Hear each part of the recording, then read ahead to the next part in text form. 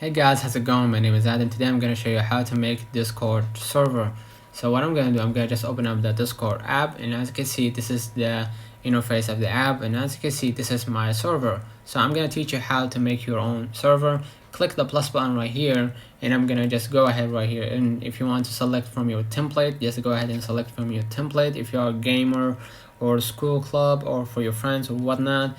In my case, I'm gonna just create one for my own, and if you want to create it for a club or community or for you and your friends, just go ahead and select whatever option you want, and you're gonna just name your server. I'm gonna just name my server the second, and if you want to add or upload a photo, just go ahead and upload the photo, and just go ahead right here and create a server. And from here, you're gonna just get the link for your server, and you're gonna just share the link or copy it by just clicking at the link itself, and it will be copied.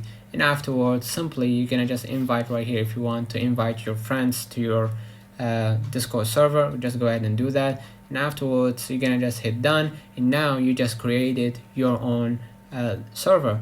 Let's turn on the comments. If this video helped you, don't forget to like and subscribe, turn on the notification bell to receive every video we upload. Thank you for watching. See you in the next one.